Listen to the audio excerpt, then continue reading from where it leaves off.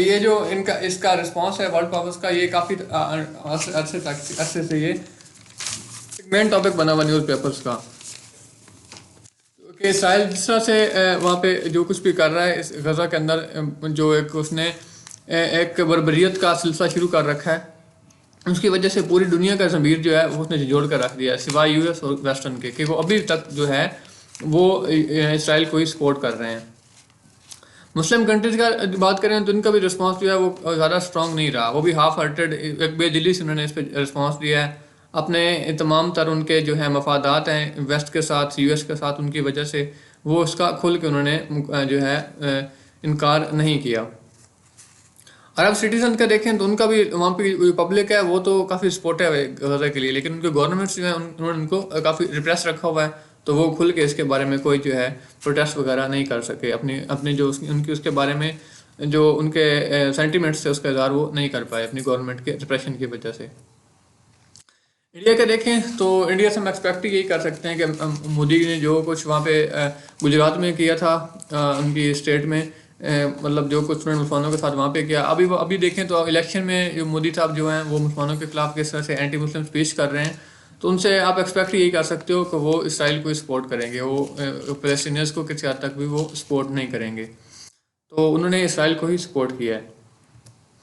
पाकिस्तान की एफर्ट्स के बारे में बात करें तो पाकिस्तान के जो परमानेंट रिप्रेजेंटेटिव हैं यूएन में, उन्होंने इस इशू को काफ़ी जो है वो रेज किया, इसके बारे में काफ़ी उन्होंने आवाज़ उठाई है और मुसलमानों की फीलिंग्स जो हैं वो वहाँ तक पहुँचाई हैं कि क्या सेंटिमेंट्स हैं मुसलमानों के गज़ा के बारे में। लेकिन इसका इसराइल के ऊपर, इसराइल की जो वहाँ पे कैंपेन चल रही है, एक जेनोसाइड कैंपेन चल रही है, उस पर इसका कोई असर नज़र नहीं आया। यूएस और वेस्टर्न जो है ये इनकी सपोर्ट की वजह से इसराइल को ये सपोर्ट कर रहे हैं, उसी की वजह से इसराइल का कॉन्फिडेंस जो है अपने सारे जो गैर इंसानी और एक बर्बरियत उसकी वाली उसकी जो पॉलिसी है उसमें अभी तक उसका कॉन्फिडेंस वो मेंटेन है, उस पर अभी तक डाटा हुआ है। तो ये वेस्ट का जो एक मुसलमानों के खिलाफ उनका एक माइंड सेट है, उनकी जहनीत है मुसलमानों के खिलाफ, उसकी भी अक्कासी करती है। लेकिन अगर उनकी पब्लिक की बात करें इन तमाम वेस्टर्न कंट्रीज़ की, तो वो फॉर एग्जांपल यूएस की बात कर लें या बाकी कंट्रीज़ में, तो वो उनकी पब्लिक जो है वो इनकी पॉलिसियों के साथ जो है आउट ऑफ स्टेप है, उनके साथ मैच नहीं कर रहे, उनकी पॉलिसी, उनकी जो पब्लिक की सोच है वो इनकी पॉलिसियों से मैच नहीं कर रही, जिसकी वजह से वहाँ पे काफ़ी प्रोटेस्ट जो है चल रहे हैं। आप यूएस में देख सकते हैं, यूएस की यूनिवर्सिटी कैंपस पे जो प्रोटेस्ट चल रहे हैं उनके बारे में आप जानते ही होंगे, तो वो इसी वजह से हैं कि वो उनकी पब्लिक जो है उनकी पॉलिसियों से खुश नहीं है। यूएस जो है वो सऊदी अरबिया और ईरान को तकरीबन एक ही अलायंस वाले सीन में लेके आ रहा है, जिस तरह से वो इसराइल को सपोर्ट कर रहे थे, अभी वो इसी तरह से सऊदी अरबिया को सपोर्ट करना शुरू कर दिया है। किस वजह से? ताकि वो ईरान को आइसोलेट कर सकें। सऊदी अरबिया उसकी भी ईरान के साथ काफ़ी कन्फ्लिक्ट्स हैं, और इसराइल जो है उसकी तो लाजमी बात है इसराइल के साथ काफ़ी कन्फ्लिक्ट्स चल रहे हैं, तो वो ईरान को आइसोलेट करने के लिए सऊदी अरबिया और इसराइल के करीब जा रहा है यूएस। तो यो असल में वो सऊदी अरबिया को बिल्कुल वेस्टर्न कैंप की तरफ ले जाने की कोशिश कर रहे हैं, ताकि ईरान की इकॉनमी को, उसकी डिप्लोमेसी को वो स्क्वीज कर सकें, उसको कम से कम जो है उसका असर वो कर सकें। और पाकिस्तान भी प्रेशर डाल रहे हैं कि ईरान के साथ किसी किस्म की इकॉनमी का स्ट्रेटेजिक जो है अलायंस में शामिल ना हो। मुस्लिम कंट्रीज़ को देखें तो ये बिल्कुल डिपेंडेंट है यूएस और उसके वेस्ट के ऊपर और चाइना के ऊपर, अपनी तमाम टेक्नोलॉजी के लिए, अपने प्रोडक्ट्स के लिए आप देख लें, इसके अलावा स्ट्रेटेजिक अलाइंसेस वगैरह के लिए, मिलिट्री सपोर्ट के लिए, ये मुस्लिम कंट्रीज़ हैं जो वेस्ट के ऊपर और यूएस और चाइना के ऊपर डिपेंडेंट है, जिसकी वजह से उनकी फॉरेन पॉलिसी जो है वो आज़ाद नहीं है। उनकी फॉरेन पॉलिसी जो है वो इन्हीं कंट्रीज़ के इंटरेस्ट के हिसाब से चल रही है। अब पाकिस्तान की बात कर लें तो पाकिस्तान जो है बेसिकली इसमें इकॉनमी के इशूज़ आपके सबके सामने हैं।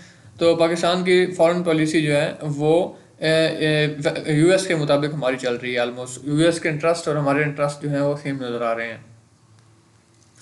तो मुस्लिम कंट्रीज़ को चाहिए कि वो अपने जो है डेमोक्रेटिक इंस्टीट्यूशन हैं उनको स्ट्रेंथन करें, उनको पावरफुल बनाएं, और इकॉनमी और वो उसको भी मजबूत बनाए, और साथ साथ लिंकेजेस जो हैं, आप बायलैटरल रिलेशंस हो गए, मल्टीलैटरल रिलेशंस हो गए, वो अपने रीजन के अंदर और दूसरी जो कंट्रीज़ हैं, मुस्लिम कंट्रीज़ और दूसरी कंट्रीज़, उनके साथ वो इम्प्रूव करें। अगर ऐसा नहीं करते तो हमेशा से ऐसी मेजर पावर्स के वो अंडर ही रहेंगे, उनकी उनकी जो पॉलिसियाँ हैं वो डिक्टेटेड रहेंगी ऐसी पावर्स की फोर्स की वजह से। सऊदी अरबिया और यूएई की बात करें तो ये काफ़ी सेल्फ रिलायंस की तरफ जा रहे हैं। लेकिन इसको भी टाइम लगेगा। सऊदी अरेबिया की बात करें तो उसने रीजनल कोऑपरेशन में काफ़ी जो है एफर्ट्स किए हैं। पॉलिटिकल और इकोनॉमिक लेवल पे भी कंट्री जो है उनकी विजन 2030 के हिसाब से वो भी राइज कर रही है। एजुकेशन फैसिलिटीज़ वो प्रोवाइड कर रहे हैं और इसको वेस्टर्न जो सिस्टम था, वेस्टर्न एडवांस सिस्टम उनके मुताबिक वो डालने की कोशिश कर रहे हैं। और अपनी बहुत ही कम ऐसी कंट्रीज़ हैं जो इस तरह के मेनूज में शामिल हैं। तुर्की की टेक्सटाइल इंडस्ट्री काफ़ी स्ट्रॉन्ग है, केमिकल इंडस्ट्री और इलेक्ट्रॉनिक्स इंडस्ट्री उनकी काफ़ी स्ट्रॉन्ग है। इसके अलावा मशीन मैन्युफैक्चरिंग में वो काफ़ी जो है इनसाइट्स रखते हैं। मलाइशिया इंडोनेशिया में की बात करें तो ये इंडस्ट्री और टेक्नोलॉजी में काफ़ी आगे जा रहे हैं मुस्लिम कंट्रीज़ के हिसाब से। मलाइशियन एक्सपोर्ट्स जो हैं वो इंडोनेशिया को कर रहे हैं और इंडोनेशियन जो है मलाइशिया को एक्सपोर्ट कर रहे हैं। मलाइशियन एक्सपोर्ट में रिफाइंड पेट्रोलियम हो गई, एथाइलिन पॉलीमर, ये प्लास्टिक के जो टायर्स वगैरह इस तरह की चीज़ें हो गई, मशीनरी, क्रूड पेट्रोलियम और इंटीग्रेटेड सर्किट्स आईसी जो कंप्यूटर्स में यूज़ होते हैं वो एक्सपोर्ट कर रहे हैं। इंडोनेशिया जो है वो भी रिफाइंड पेट्रोलियम और फैटी एसिड जो है बाकी कंट्रीज को एक्सपोर्ट कर रहा है। पाकिस्तान की बात करें तो पाकिस्तान के लिए भी पाम ऑयल जो है वो ज़्यादातर सऊदी अरेबिया मलेशिया से ही आता है। पाकिस्तान को भी अपनी प्रोग्रेस के लिए अब स्टेप लेने की ज़रूरत है। अपनी डिफेंस में वो काफ़ी और सिक्योरिटी के हिसाब से तो काफ़ी बेहतर चल रहे हैं, लेकिन साइंटिफिक और टेक्नोलॉजिकल लेवल पे भी उनको इम्प्रूवमेंट करने की ज़रूरत है।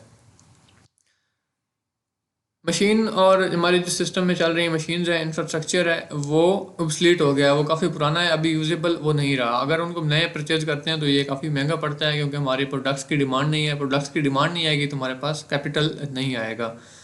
तो पाकिस्तानी जो लीडरशिप है उसको भी फोकस करना चाहिए इंडस्ट्री और एग्रीकल्चर को एक्सपैंड करने में और उनको इम्प्रूव करने में, इनके मॉडर्नाइजेशन में। पाकिस्तान जो है वो उसको अपना स्ट्रेटेजिक जो उसकी इंपॉर्टेंस है उसको यूटिलाइज नहीं कर पा रहा। क्या वजह है? उसकी वजह एक तो पाकिस्तान और अफगानिस्तान के आपस में अच्छे रिलेशन ना होना, और दूसरी वजह पाकिस्तान और इंडिया के आपस में अच्छे रिलेशन ना होना। इंडिया के साथ बात करें तो पाकिस्तान जो है एडवर्स रिलेशन चल रहा है पाकिस्तान के उनके साथ, काफ़ी ताल्लुकात ख़राब हैं। और जो पाकिस्तान के अफगानिस्तान बॉर्डर पे देख सकते हैं सिक्योरिटी के काफ़ी क्राइसिस चल रहे हैं। इसके अलावा पाकिस्तान की चाइना के साथ ट्रेड, पाकिस्तान का बहुत ही स्ट्रेटेजिक और इकोनॉमिक पार्टनर है, लेकिन अभी तक उनके साथ हमारी ट्रेड जो है वो काफ़ी कम है। तो कोई एफर्ट नहीं की जा रही कि इस ट्रेड को इम्प्रूव किया जा सके, इसको इन्हांस किया जाए, इसको ज़्यादा बढ़ाया जा सके, इस पर भी कोई एफर्ट्स नहीं चल रही। इसके अलावा वेस्टर्न बॉर्डर पे जो सेंट्रल एशियन कंट्रीज हैं उनके साथ हमारी ट्रेड को जो है ऑप्टिमाइज किया जाना चाहिए, उसको ज़्यादा से ज़्यादा किया जाना चाहिए वहाँ से, क्योंकि पॉसिबल है। वाह खान की पट्टी के ज़रिए, उसके अलावा अफगानिस्तान के ज़रिए ट्रेड काफ़ी हद तक हमारी पॉसिबल है सेंट्रल एशियन कंट्रीज़ के साथ, तो उसको एक्सटेंड करने की ज़रूरत है। पाकिस्तान और अफगानिस्तान दोनों ही अपने जो हैं अपने पोटेंशियल को यूज़ नहीं कर पा रहा है, जियो स्ट्रेटेजिक पोटेंशियल को, अपने इन्हीं झगड़ों की वजह से। अगर अपने आप को अपने साथ जो है रिलेशन इंप्रूव कर लें तो इससे बच सकते हैं। पाकिस्तान के गवर्नमेंट को अपने प्रेजेंट चैलेंजेस पे काबू पाना चाहिए। किस तरह से ऐसी फॉरेन पॉलिसी बनाई जाए और डोमेस्टिक पॉलिसी जो है अपने अंदर इंटरनल पॉलिसी इस तरह से बनाई जाए कि वो लोगों के भलाई के ऊपर मुनहसर हो, उनका बेसिक जो है वो वेल बीइंग ऑफ पीपल और प्रॉस्पेरिटी हो। तो ऐसा करने से हमारी आवाम जो है वो खुशहाल होगी। जब आवाम खुशहाल होती है तो लाजमी